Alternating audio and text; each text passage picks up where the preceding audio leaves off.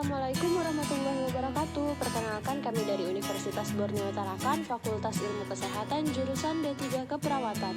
Nah, di sini kami akan menjelaskan apa sih itu ultrasonografi atau biasa yang disebut dengan USG. Yuk, mari kita simak informasinya. Halo semuanya, ada yang tahu apa sih ultrasonografi? Ultrasonografi atau disebut USG adalah prosedur pemindaian dengan menggunakan teknologi gelombang suara berfrekuensi tinggi. Tujuannya apa sih? Tujuan USG adalah untuk menghasilkan gambar organ tubuh bagian dalam. USG digunakan untuk apa? Ultrasonografi digunakan untuk beragam keperluan, mulai dari memeriksa kondisi janin, mendeteksi penyakit, sampai membantu dokter dalam tindakan bedah atau pengambilan sampel jaringan atau disebut biopsi. Berbeda dengan prosedur pemindaian lain, seperti fotoronsen atau disebut juga dengan X-ray dan CT scan, yang menggunakan radiasi, USG memanfaatkan teknologi gelombang suara untuk menghasilkan gambar dan organ tubuh bagian dalam. Oleh karena itu, tindakan ini tergolong aman, termasuk bagi ibu hamil. Terdapat 3 jenis USG yang umumnya digunakan. Yang pertama, USG eksternal.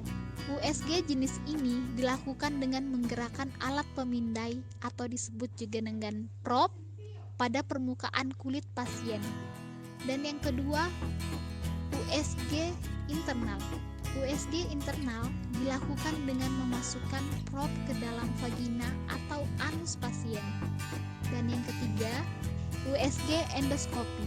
USG endoskopi dilakukan dengan memasukkan probe yang telah dipasang ke endoskop melalui kerongkongan.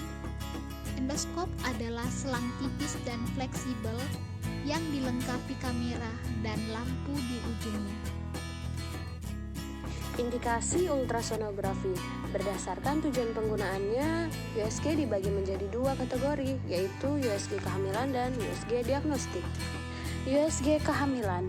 Tujuan dilakukannya USG kehamilan antara lain untuk memastikan kehamilan, baik kehamilan tunggal ataupun kembar, mengetahui usia kehamilan dan memperkirakan waktu persalinan, memantau perkembangan janin dan mengetahui jenis kelainannya, memeriksa denyut jantung, aliran darah, dan kadar oksigen pada janin, mengecek kondisi rahim, leher rahim, indung telur, dan plasenta.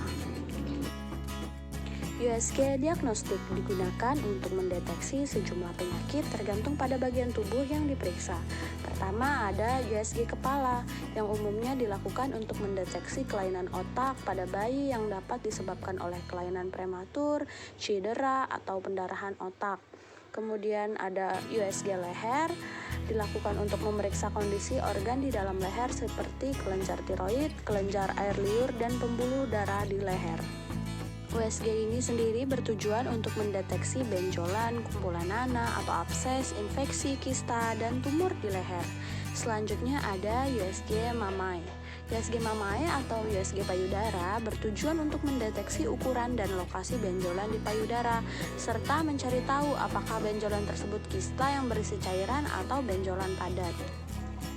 USG perut digunakan untuk memeriksa kondisi hati, ginjal, limpa, empedu, dan pankreas. Beberapa penyakit yang bisa dideteksi melalui USG perut adalah pembesaran limpa, radang usus buntu, pankreatitis, kanker hati, batu ginjal, batu kandung kemih, dan hernia. Selanjutnya ada USG panggul, di mana untuk mendeteksi kelainan atau penyakit di rahim, leher rahim, indung telur, tuba falopi, vagina, dan kandung kemih. Ingatan ultrasonografi apakah ada?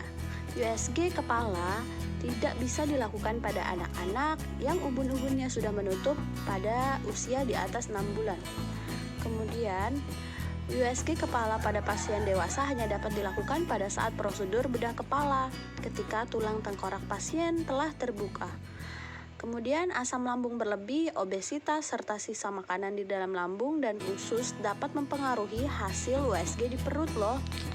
Pemakaian bedak atau lotion di payudara sebelum menjalani USG Mamae dapat mempengaruhi hasil. Pastikan untuk memberitahu dokter terkait obat-obatan, suplemen, atau herbal yang sedang Anda konsumsi sebelum melakukan USG. Terima kasih atas